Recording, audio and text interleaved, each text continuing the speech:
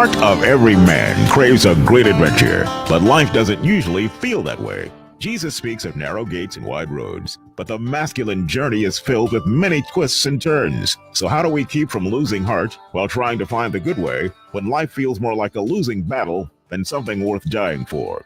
Grab your gear and come on a quest with your band of brothers who will serve as the guides in what we call the masculine journey.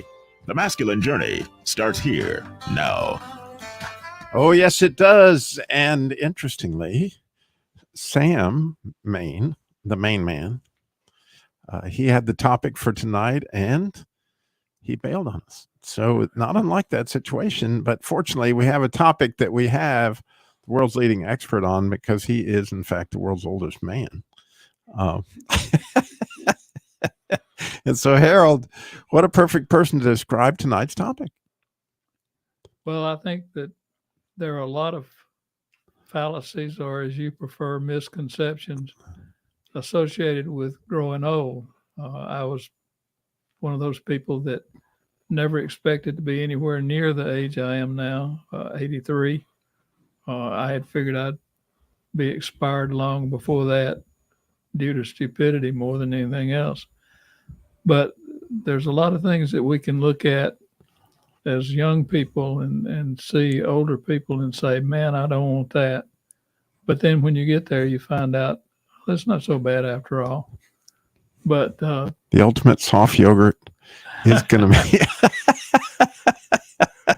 strolling through the Hey. The inside Yeah. joke. So for those of you who, I'm trying to think of the name of the movie. Billy Crystal's in it, the one when they Right. get old, or they're getting older, which was 39. Now, that's not old. This is when we need Sam. Yeah, we need Sam. Sam would know. The movie has to do City Slickers. Yep. That's the name of that movie. City There you go. Stickers. And where Billy Crystal goes on to describe, what happens at every age group. And when you get into your 80s, you walk around the mall looking for the ultimate soft yogurt. And so Harold being He's venerable. He's the 83. only one here venerable. I'm different. and sagaciousness or what's the word? So I guess Sagacious. he has Sagacity. sagacity. All that. And then some. But anyway, so here's my question if you're listening, right? What did you think it was going to be like when you were 80? Or what did you think it was going to be like when you're 90? Or maybe you're 20 now and you think, well, this is what it's going to be. Well, we're here tonight to talk about some of those misconceptions and then some of those things that, may actually be on the money. But one of the things that I find fascinating is that whole idea of the masculine journey does have stages. Right. And we've talked about it many, many times that the stages of the masculine journey are, what's number one, Jim? Babies. Babies. Childhood. Right. And so for boyhood, I think is what it's called as far as. Well, man. you have to Give the allow mic to for us Rodney. Rodney knows these. Okay. You have to allow for us females. So anyway, what Rodney don't know him in the boyhood stage, right? What does a boy need to hear? that he is loved.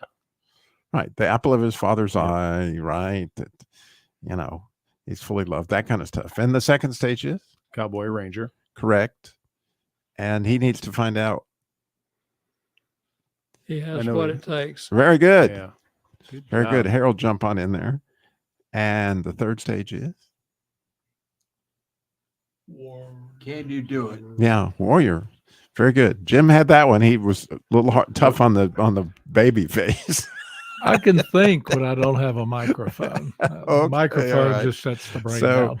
That Yeah, the happens next at stage old is age. warrior, followed by lover, Lover. followed by king, and then followed by sage. And sage usually happens somewhere, after your 50s. And we've talked many times that sages don't often know that they're sages. But interestingly, about the time that the older folks begin to think they're useless, is actually when perhaps God may use them the most. And so you have a clip to set that whole thing up right here. Yeah, this is the one in the bar scene in secondhand lines where Hub gets perturbed by a bunch of young punks coming in wanting to steal his barbecue. And he gets asked, who do you think you are? And he gives a description. And to me, one of the reasons that I particularly like this one for this topic is because earlier, just prior to this, he had complained about being useless. And that's one of the fallacies that young people have for us older folks, is that we're supposed to be useless. All we're looking forward to is a rocking chair on the porch. The ultimate soft yogurt too. And for most of us, that's not the case. There are the people that is the case, but for a lot of people, they really resent losing their job when they're still capable of doing it. I was one of those people. But my sweetheart kept telling me that I didn't need that job, that God had different things for me to do. So while I'm not generating any computer programs in the last 16 years, I have been involved in doing PowerPoint at church and some other things. So I wasn't totally losing the skills that allowed me to earn a living as a computer programmer for 40 plus years. Not to mention a radio star, Facebook, fish, yeah, whatever, all that, streamer, all that. So Harold, here you go. Hey, old man, how's that barbecue? Give me some. We're busy before we get lost, all right? What did you say? Here's a perfect example of what I've been talking about. He's been given everything but discipline. And now his idea of courage and manhood is to get together with a bunch of punk friends and ride around irritating folks too good natured to put a stop to it. Hey, who do you think you are, huh? Just a dumb kid, don't kill him. Right. Hug McCann. I fought in 2 world wars and countless smaller ones on 3 continents. I led thousands of men into battle with everything from horses and swords to artillery and tanks. I've seen the headwaters of the Nile and tribes of natives no white man had ever seen before. I've won and lost a dozen fortunes, killed many men, and loved only one woman with a passion, a flea like you could never begin to understand. That's who I am. Now go home, boy. Wait, get out your knife. Yeah. Now, boys, you're fixing to let those teenage hormones get you into world trouble. Garth, did I ask you to butt in? You just come out of the hospital. Well, there's only 4 of them. Yeah, but, well, look, you fight this one first, and then I'll let you fight the other 3 after, okay? Yeah. Watch this, kid. Now, you better pick that knife up, because, son, you're going to need all the help you can get. Come on, Frankie. Get him, Frankie. Cut him, Frankie. Get him, Frankie. Get him, Frankie. Cut him. Shoot. All is fit in the book. Oh, okay. Hold it wrong, son. Not like this. You always do it like this. Smooth. All right? Try it again. If you've never seen that movie, it's a terrific movie, and I would urge everyone to take a look at it. They were 2 old guys and spent most of their time sitting on the front porch with shotguns so they could run off salesmen that came by. And then a nephew named Walter came into their world, and all of a sudden they were no longer useless. But you heard Hub talking about all those things he had done in the past. So it was easy to see why he would have felt useless. And then with Walter on the scene, that changed. And I think there's an awful lot of things that people get wrong about the aging process. Yes, our bodies change. There were things that I could do years ago that I can't even begin to try now. But there's also things I know now that I didn't know then. And so growing in some areas offsets losing things in other areas. physical changes are tough. A lot of people think that old folks have no interest in romance. Well, I'm here to tell you that that's not true for every oldster. It's not true in my case. Like Hub, I've loved one woman with a passion that A flea like me couldn't understand. so yeah, I mean, there are a lot of things that people think old folks have no interest in, and that's not true. Yeah. Go ahead, Jim.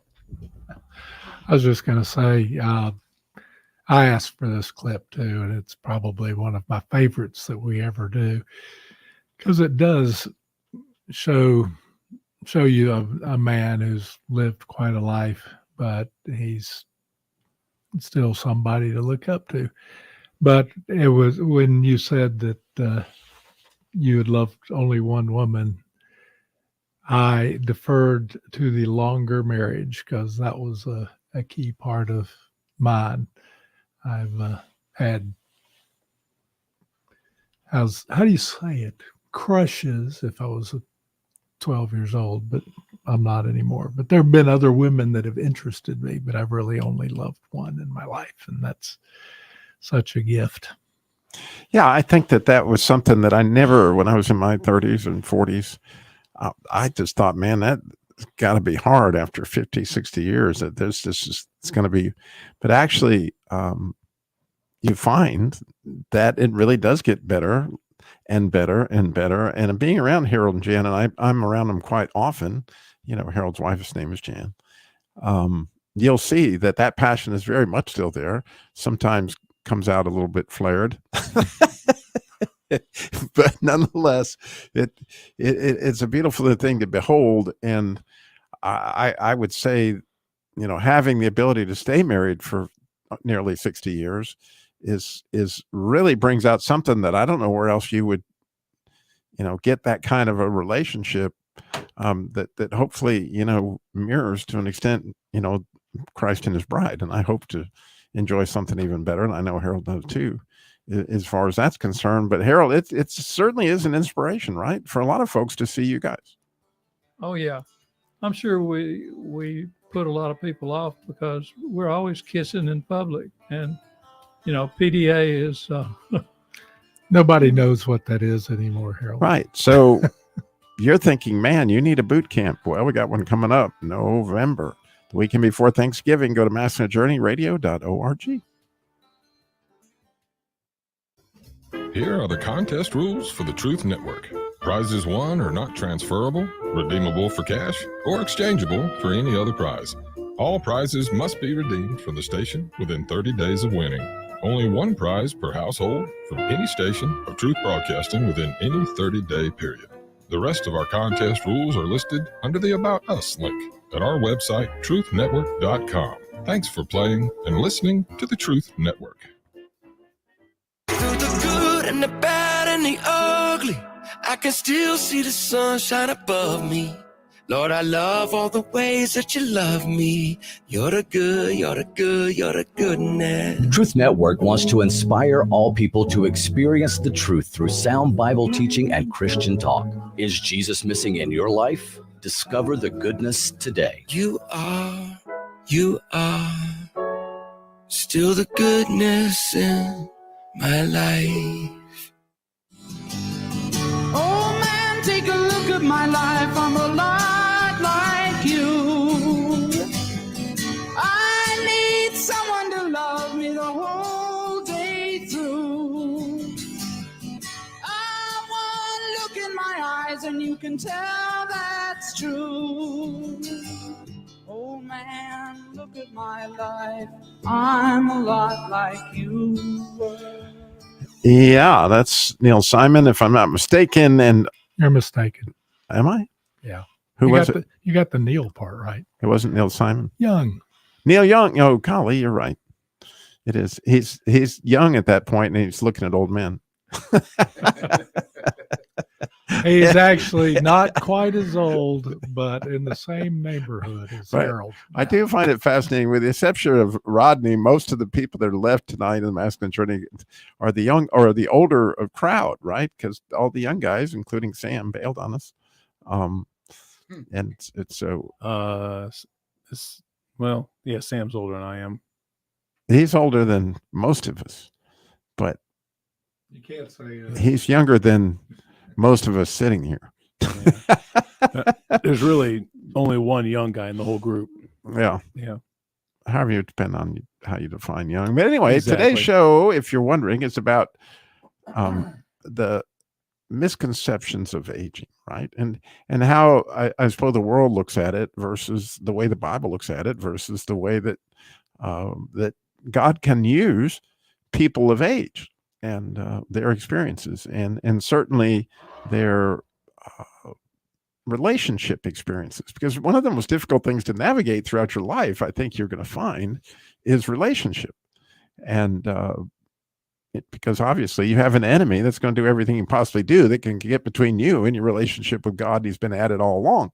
And when he can't get that too well, then he'll go after the relationship you have with everybody else, starting with your family and going down from there.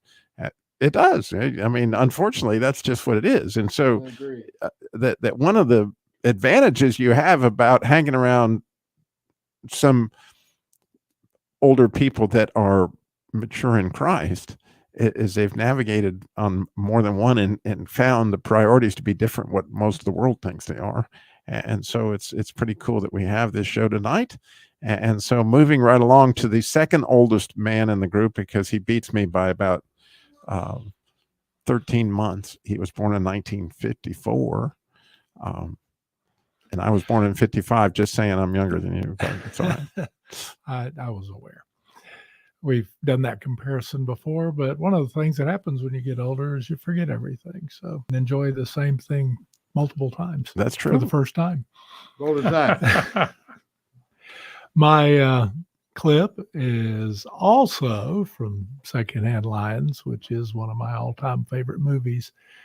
And this is Hub with Walter by the lakeside. And this is second or third time that the young man Walter has gone out and woken up his sleepwalking uncle. And he's often refighting battles from his past. So he learned to wake him up and jump away real quick before he got stabbed with the invisible sword. But in this case, he's woken him up, and Hub sees that he's cold, and so is immediately worried about Walter. And he has a speech that he gives young men, and I'm pretty sure the guys that got beat up in the earlier version heard that and more. But this is a great little talk about what's important to Walter, who's had a really rough life. You cold, son? You better hear. You better go inside. Boy.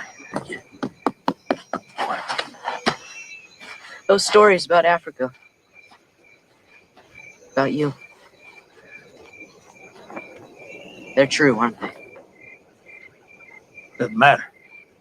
It does too. Around my mom, all I hear is lies. I don't know what to believe in. Damn, if you want to believe in something, then believe in it. Just because something isn't true, that's no reason you can't believe in it. It's a long speech I give to young men. Sounds like you need to hear a piece of it. Just a piece. Sometimes the things that may or may not be true are the things that a man needs to believe in the most. That people are basically good. That honor, courage, and virtue mean everything. That power and money and power mean nothing. That good always triumphs over evil. And I want you to remember this, that love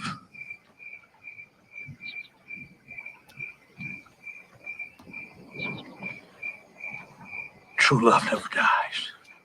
Remember that, boy. Remember that.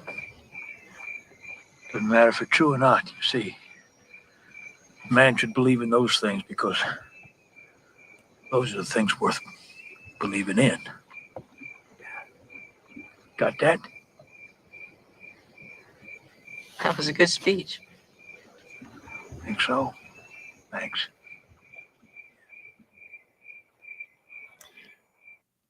This topic came out of a statement I did online that Sam picked up on. And it was during the last several weeks when you asked earlier, what's it going to feel like when I'm 80 or 90? Well, I'm about to finish 70, but I've felt much older than that because I've had double pneumonia and borderline anemia and a few other things going on. And now wait a minute. If you were born in 1954, this being 2024, you were born in December of 1954. Right. That would indicate that you're currently 69. Let me explain math to you. Okay. When you are 1 year old, you are starting your second year. And I've been wondering what math was my whole life, ever since I was 1 year old when I was really 2. That's close. No, I put it that way mainly because I used to like to pick on, like, oh, I'm 39 this year. Next year I'll be 40. I said, no, dear, you're working on your 40th year already, so you don't have to worry about hitting 40. And I've been doing that for a long time, but it is certainly more accurate when you're only a couple months away. All that leading me to forgetting where I was going. You're going to talk about what you thought it was going to be like to be 70 when you were 20. Yeah, and we'll still call it 70 because I like nice round numbers. 80 or 90, I'm sort of like Harold. I figured I might make 80 because all my grandparents did, and that was before while my parents were still alive. I made that decision. So I said, I'll make 80. But anyway, I have felt so old not being able to walk more than 15 or 20 feet without coming close to stumbling or being out of breath and have to sit down and rest. So I was getting a little down about that situation. And that's the nugget that bore this topic today. But I have been reminded through the week and through looking at this topic that I'm still very young. We all are. I mean, our difference in age between 5 and 100 is nothing in comparison to eternity, which is what we've got ahead of us. So we're all still babes in the woods. And as Harold pointed out, things start failing.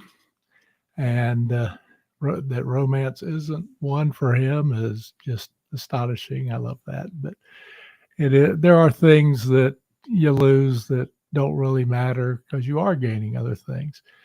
And then there are things that you don't expect to get better. I'd always had problems with my eyes. I was wearing the bighorn rims in 3rd grade and never have seen very well. And I got cataract surgery last year, and it's almost like I've got 15-year-old eyes instead of the 60 plus that we've got. So it's an interesting journey, but if you are young, the only way you're going to get a clue about it is getting with a sage. And we've seen that in our clips, and they don't want to be kings anymore. At least I don't, even though I'm accused of that on occasion. But we do want to be heard and appreciated. And when that happens, it means the world to me, and I suspect most sages. But if we're ignored, we kind of get used to that, and we can take it in stride. I'm done, believe it or not. I doubt that. I don't know why I just, but it's interesting. Speak to this. When I was researching the topic and looking at things, it's amazing how many people associated old with grumpy? You basically go one of two ways. And grumpy is definitely one of them. There's even a word for it, curmudgeon, since you guys like me to teach you new words. But and math. if you have God, you can become more and more gracious, more loving. And if you don't, odds are you're going to be having regrets for all you missed in your life and hating all that's going on with your body. So what would you speak to that, Harold, since you are, 83, and I don't know anybody that would describe Harold as grumpy. I used to be very much so. The Lord and the Holy Spirit have helped me greatly. I had road rage before they knew what to call it, and It was zipper merge rage, is what they called it. I used to be angry all the time. I didn't think it stemmed from the fact that my father had a problem with alcohol, and I had great resentment of that situation. But you can grow out of those kind of things. And I'm a much happier person today than I was just a few years ago. I mentioned earlier, I really resented when they took my job away because I loved computer programming. They were paying me to have fun. It was not a job. It was not work. It was something that I loved doing. And they Speaking took it away. about, I don't know what you want to call it, but anyway, speaking of having fun, you need to come register for boot camp coming up the weekend before Thanksgiving in November. Go to masculinejourneyradio.org. Tune in for the after hours, where we get to hear where the young people think, not the old curmudgeons that were on. After hours, we'll hear from more about the stage and misconceptions.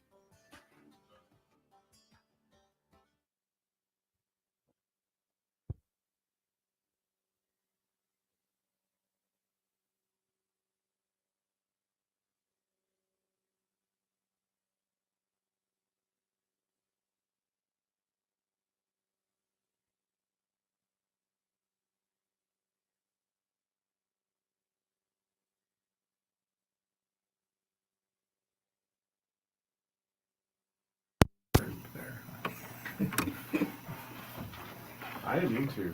I just ran the show at the pace that it seemed to be going at, and based on the geezers. The old man's pace. Yeah, I get it. Get a short wave on. I don't know. This has a ring of deja vu to me, but I find it interesting that the shortest person has the longest career and the longest person has had many, many short careers. That is redundant. Many would be redundant. Well, I feel really blessed by the good Lord that He gave me an ability to do that task. And then He put me in a position, because I was scared to death after Jan and I got engaged. First thing I did was drop out of school and join the Air National Guard, since I wasn't going to be a pilot any longer. But I didn't know what I was going to do. The curriculum that I was going to graduate in was a combination of business and industrial engineering. It was called industrial management. And a lot of the guys in that got jobs as time studying methods and this, that. None of those things appealed to me. And after I finished the basic training and got back to school in the fall, I got into a programming class. And it was just like when I first saw Jan, it was like, oh boy, I know what I want. And I was able to get into it. And to me, it was just a perfect marriage of the ability that God gave me and the opportunity to utilize it. Because it put me in a position, like I said, it was just fun.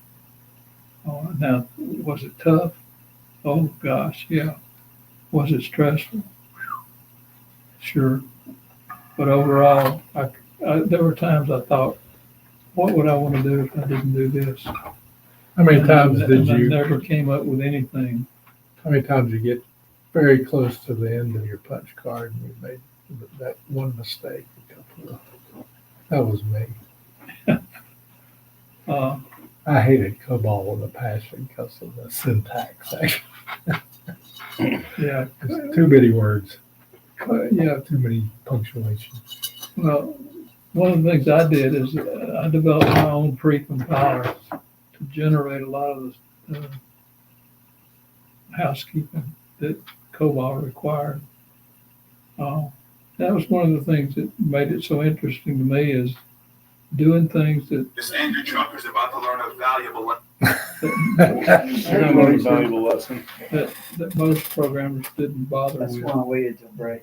In fact, at one point, I got into IBM's operating system and put my own stuff in there so that if I hit the operator interrupt key, I had control. And I could force it to in my program, I could have an address where I would force it to have an operation exception and print me out a memory dump of certain sections and how many times to execute it. So that when I got a shot at the computer during the daytime, I made the most of it. And I just like doing, had I come along in a later day, I would have been a hacker. Now, I wouldn't do anything illegal, and I wouldn't destroy your computer, but you'd see a smiley face that said, gotcha.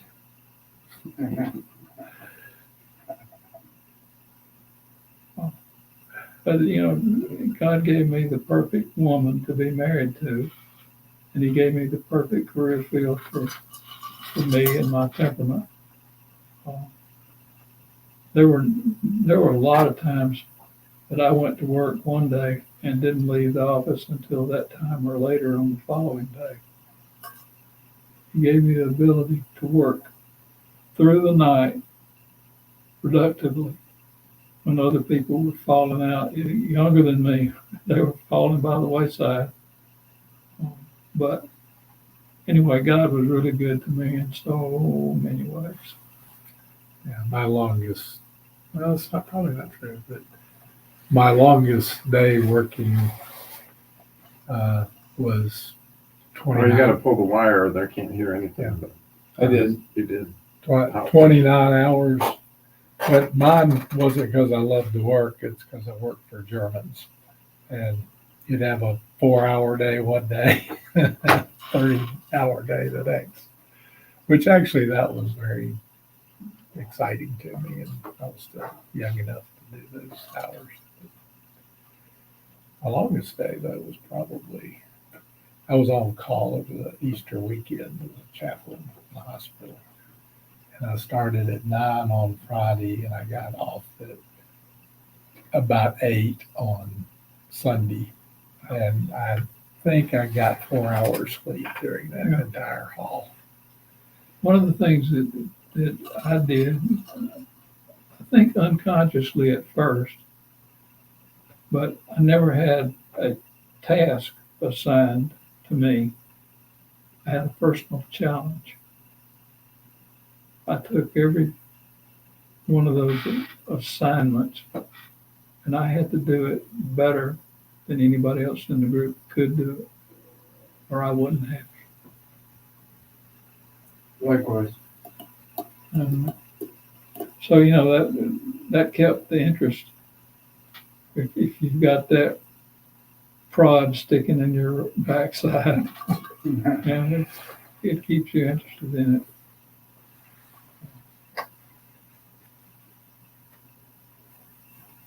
That's interesting. I don't know if that's a good prod. It comes to pride prod. Oh yeah, I was very proud. I'm not going to deny it. However, see where if the goal is accomplishment like that, the pride prod works pretty effectively. And there's no doubt that I would never have been the number one salesman or the number one sales manager or not, so many things that God allowed me to just bull my way to the top of whatever to prove I have what it takes. Well, see, that was where, consider, if you can, what it's like to be the small guy instead of the big guy, and trying to outdo, At the same time, Yeah, the big small guy. But nonetheless, I think that you could call it a competitive nature, but there's also it's a proud spirit. I mean, it just is that I've got to. I don't deny it. I'm with you. I was with you, but I never really had just really thought about the fact that maybe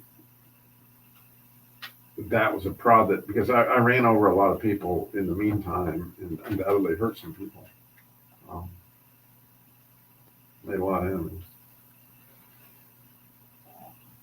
But anyway, I like it.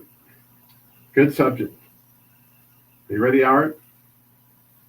You look ready. You look very exorbitant. 1 minute. With 2 R's.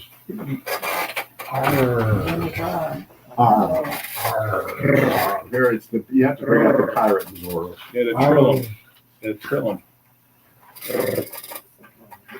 I never can do that. So now we got the young people's old show. You think you're getting out of this, Harold? Well, I know you're coming up, so you should have first access. Yeah, we're going in reverse order. Now we're going to go with the youngest first. Got a little bit of Somewhere in the neighborhood of 15 seconds. 20 seconds. Speaking to it. Test 1, 2. Then the cover cone.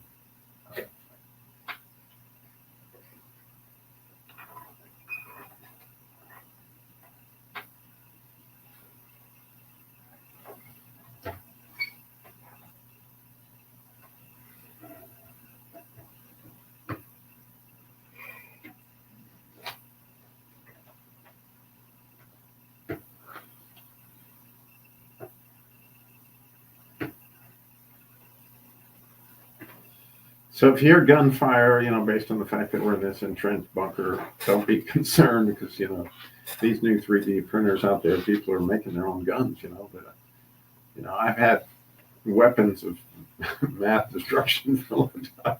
So I had a Canon printer, and of course we took care of stuff like that. Had to get that one in. I love it. That just made You're getting a lot of mileage with that one, aren't you? An entrenched barricade. So today's show, as you might guess, if you listen to the show on, the original one, it's on how's it called? Sedgerism? Sagaciousness. Sagacious? No. Sagacity is one. Sagacity. It's like say. That's what my grandkids say is my problem as I got older, sagacity. But anyway, it has to do with misconceptions about aging. And sagacity is definitely misconception, isn't it, Art? It's not a misconception, though. And, okay. That's one of the realities or truths. Sagacity. Yeah. So anyway, unlike the show that we did in the regular hours, the after-hour show, we're going to start with the youngest in the crowd, which would in fact be Rodney. And so Rodney, you went at this at a very different angle as usual. And so Yep. That's usually it must be your own sagacity. Sagacious. Oh, how sagacious of you. Yeah. When I first had the topic, it was like, well, one of the things we always want to do is honor the sages with, the wisdom that they have and what they mean in our lives. And I'm usually not the one to bring the humor clip, but this time with home improvement, I was thinking of something from there, and then I started looking, and right off the bat, I found Wilson and Tim at the fence.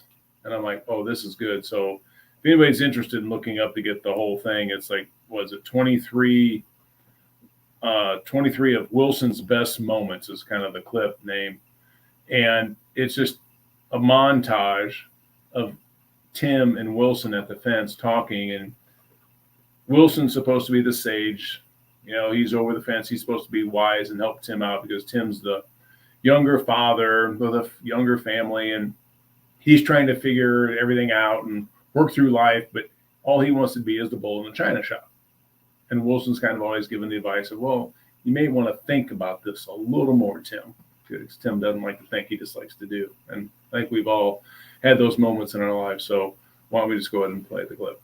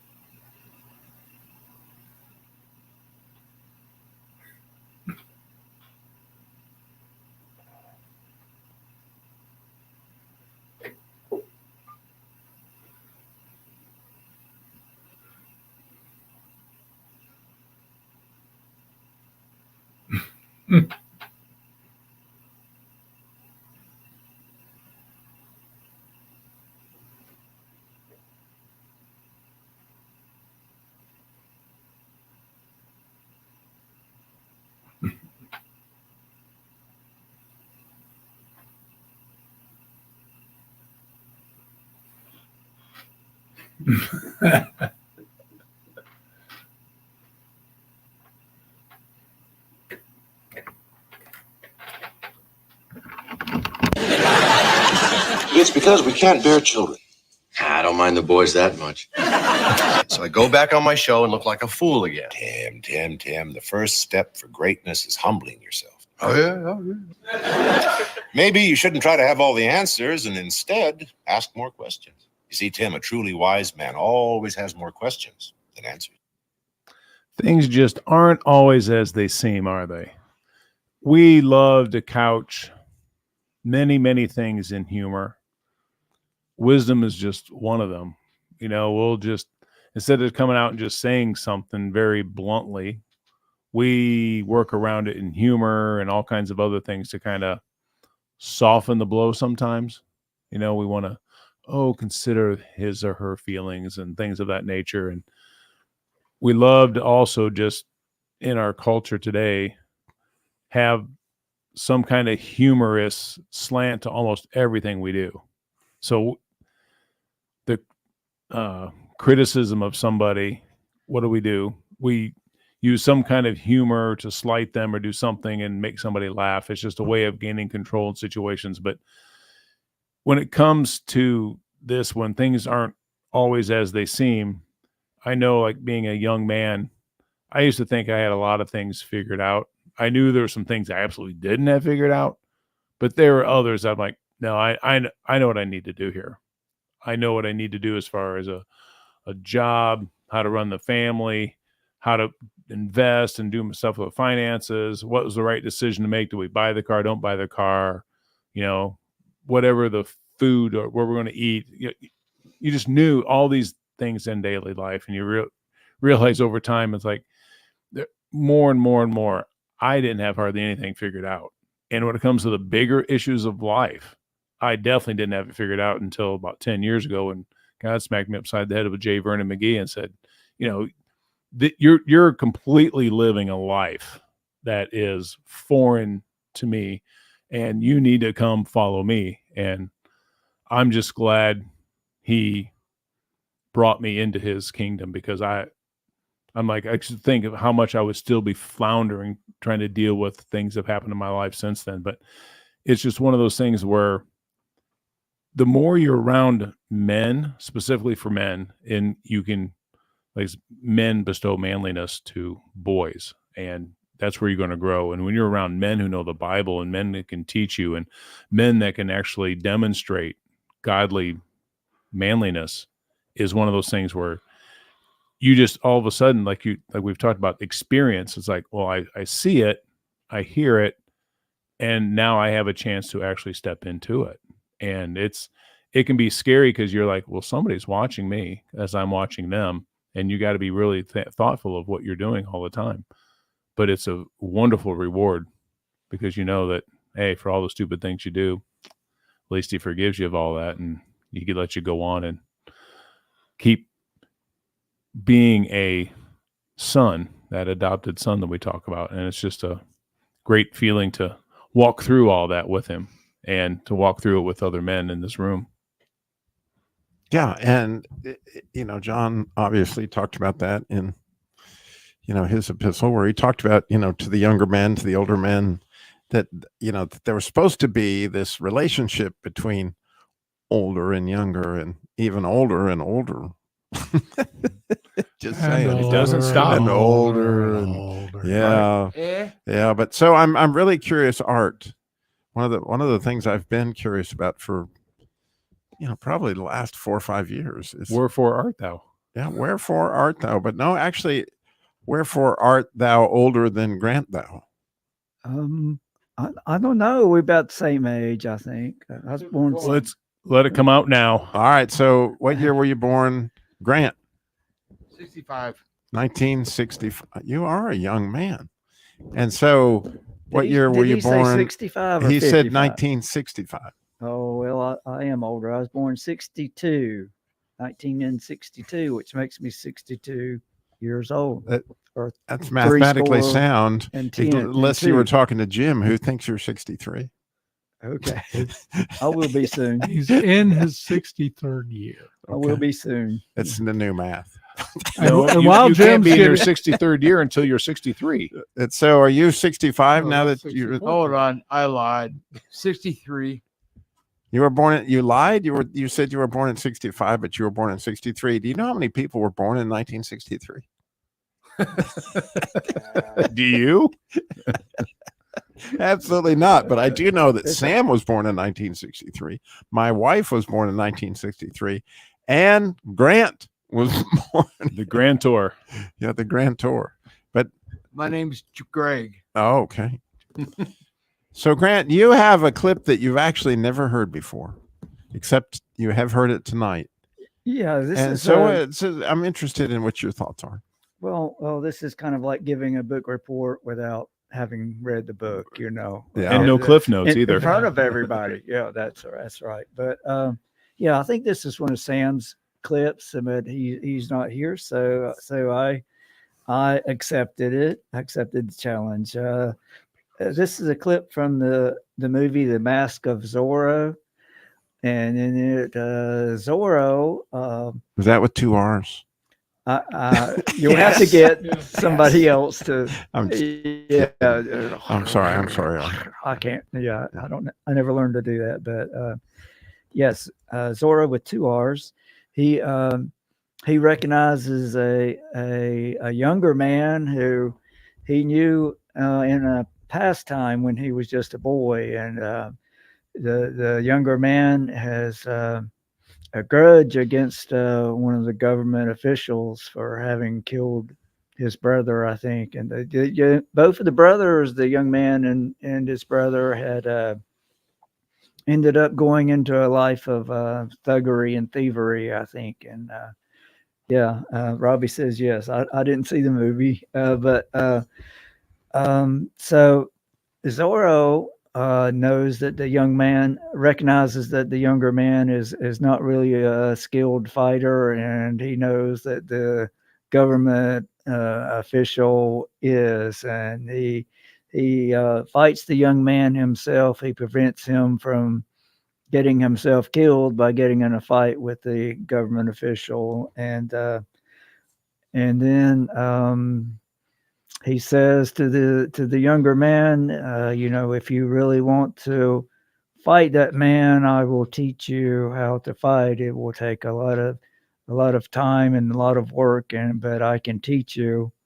And so the younger man accepted the challenge, and he trained with Zorro. And I'm not sure what happened after that, but it's an example of how the younger people can learn from the older people that have been there and been through the training and know what more about what's going on in some cases. And sometimes this man was rather foolish to think he could fight the government official, but Zorro knew better and stopped him from doing that. So Here we go. yeah. Who's that?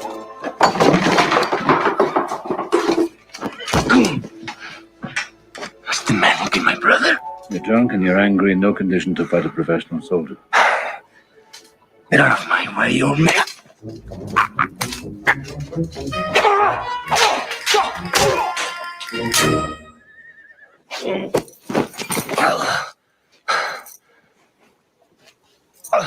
Would you care to try again? Oh, You're welcome. for what? For saving your life. I would have killed him. No, not today. He is trained to kill. You seem trained to drink. Yes, my friend, you would have fought very bravely and died very quickly. Then would avenge your brother. I would have found a way. I've never lost a fight. Except to a crippled old man just now. What is your name? Alejandro. Alejandro. You know, there is a saying, a very old saying. When the pupil is ready, the master will appear. Now, if you want to kill this man, I can help you, and I can teach you how to move, how to think, how to take your revenge with honor, and live to celebrate it. It will take dedication. It will take time. Okay, well, like I said, that's an example of the old teaching the young. And if they put a microphone in front of me, I'm going to talk about something from the dog world, and it happens as well in the dog world. I had my Bella Claire, who was my dog Bella Claire. She got to be about 3 years old, and I got a puppy to go with her, like an 8-week-old puppy, and I noticed it right off on our first walks. The Bella Claire, the older dog, would walk along and stop and sniff at a place, and the puppy would trot along behind her and stop at the same place and sniff just like she did. And she would look back she would look out of the corner of their eye to see that he was doing that, and he was. And then later she kind of trained him how to herd cows, and then after she got him trained, she would just go along and kind of supervise if he had any difficulty, stubborn cow or something. She would run and be there to help him. But that was quite an amazing thing to see, the older dog training the younger one like that. I wanted to throw one thing in there. I'm very impressed, Art, that you spent time studying with Andy on how to set up a clip. With Andy? Yeah. There were new tricks involved, in the whole dog story, I'm pretty sure. Andy has helped me. I have. One time I had a clip of my own, and I was kind of going in the wrong direction with it, and he gave me he sent me in the right direction, and I did really well with it one time. I remember Andy helping me. He's helped us all from time to time. We love him and miss him. So, in your sort of farming world, was there an older farmer that took the young Art under his wing and, showed you? Well, I'd have to say that I begrudgingly learned a few things from my father, and I weren't always a happy camper at that. But I did have a cow and a calf that became estranged. The cow had the calf and walked off and got kind of confused and didn't. They were separate when I found them, and I led the cow over to the calf, and she acted like she didn't recognize this calf and wouldn't accept him, just walked away from it. And so I got them both in the barn, and I restrained the mama cow by feeding her sweet feed, which is as good as a rope or better than a rope, and maneuvered the calf up to her and let him nurse. And after doing that a few times, they were doing it on their own. And after a while, they bonded together. And that was something that I learned from my father. That's something I learned how to do from my father. So, yeah. Really? Yeah.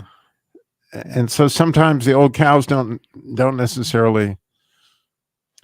Well, I don't know. It was, I don't know. She got confused. I guess the stress of having the baby is stressful for them. And she was off at a different location, and she was actually guarding her afterbirth. The afterbirth was where she was, and she was guarding it from the dogs. She was trying to keep the dogs away from her afterbirth, like maybe, and she was moving off in that direction, like maybe she thought her calf was there. But yeah, she got, it happens sometimes. I mean, not terribly often, but sometimes they get separated that way. Don't bond together. So that's fascinating. Why would they, not that you may not know, but why would they guard their afterbirth? She was, well, like I said, she was a little confused. She thought her calf was there.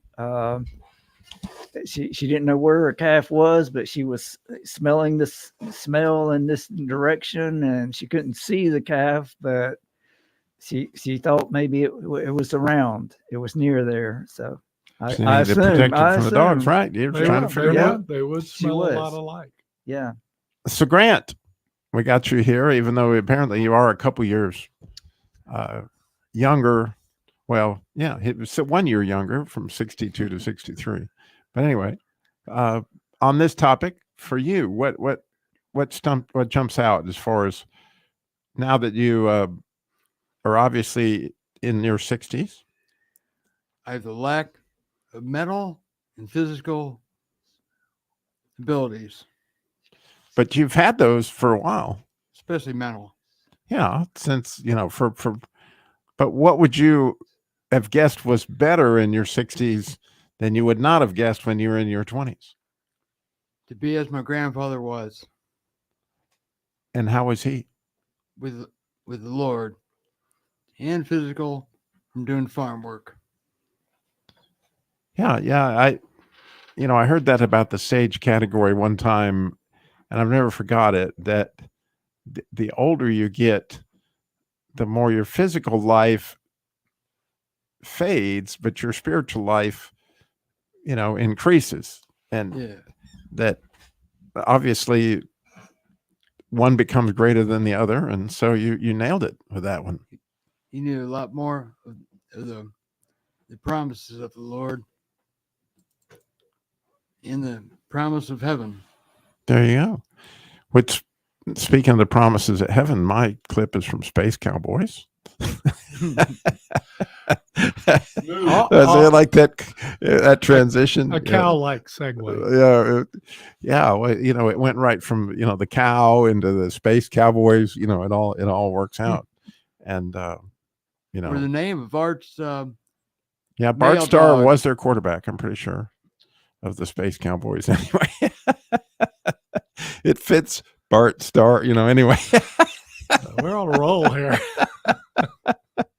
Anyway, in my clip, I always get a kick out of the idea that the older guys know some stuff that the younger guys really don't know, and it gives you a bit of an advantage. And so in this movie, if you ever go to see it, or you rent it or whatever you do, it's it's pretty easy to get it on YouTube or wherever. Space Cowboys. You have Clint Eastwood. Is it Billy Lee Jones? What's his name? Tommy Lee. Tommy. Yeah, there you go. And James Garner, one of my favorite. These guys are just great old actors, and they're all real geezers, and they all were training to be the first astronauts. But NASA, you might remember, picked a little lower form of primate than people to go into orbit. They used apes, if you might remember. Anyway, so they felt a little put aside by the space program, and they didn't get to go up when the monkeys did. And so in this movie, they're going to get their chance because the Russians have a satellite that the orbit is deteriorating, and they know that it's loaded with some older technology that's going to require some old pilots to go up there, and it's a pretty cool setup. And the way they get, into the whole space program again, because they're the ones that have got to go deal with this problem they need to save the world. I'm just saying. So they have to learn how to fly a space shuttle. And of course, these guys were pilots, you can imagine, way back in the 50s and 60s. And so in this particular one, Tommy Lee, is it Jones, is going to show them how to do a flying brick. Look, Hawk, this is not a stripped down show plane. You got to do it their way. I don't need a computer to tell me how to land an airplane. It's not an airplane, Colonel. It's a flying brick on approach, and you got to use the onboard computer. Well, what if the onboard computer fails? It's never failed. Houston, Horizon. Go Horizon. Request secondary landing, please. Houston, Horizon. Request onboard computer failure on second landing. All right, run it again. Horizon, stand by for second approach. Sock it to him. 3,000 feet. Coming in too steep, Hawk. You better pull up, sir. You're going to lose it again. It's a fire and a half, Bay 2. You're going to lose your avionics. Well, I don't need them anyway. This thing's a flying brick on approach anyway, isn't it? Wind shear off the nose and the fire is contained. Computers are down, sir. She's all yours. 500 feet. Almost lined up. Your airspeed is way too high. Airspeed is 490. Coming in too high. You're going to overshoot. You'll never get this thing stopped. Oh, it's easy, Roger. All you got to do is tap on the brakes a little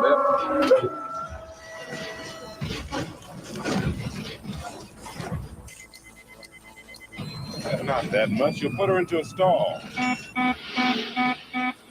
100 feet. You know what you're doing, right? Yeah, and tapping on the brakes a little bit. Drop the nose. You're going to lose it. Knock it off. Drop the nose off. All right, what's the airspeed? 200 is right on it. What do you say we just drop that nose there? Like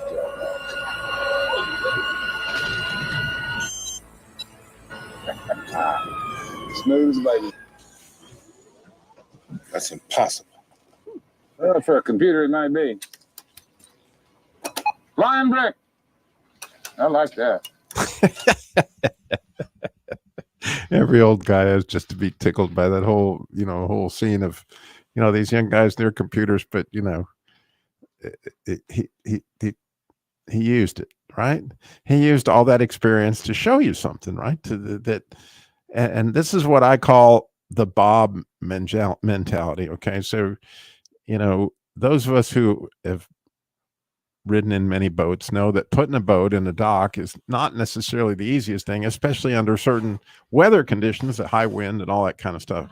And so I had a chance to rent a really large sailboat. I was getting trained to try to sail from Florida over to the Bahamas. And this guy was teaching me how to do that. And he said, well, one of the first important things is what he called bob time. And to make it in terms I can use on the radio, we'll say bottom on boat. In other words, the more you sit on the boat, the more time you get, and you learn things that only when you spend time in the boat are you able to land the boat like a flying brick, right? And that's the advantage of spending more time on this earth walking with Jesus, is more bob time, right?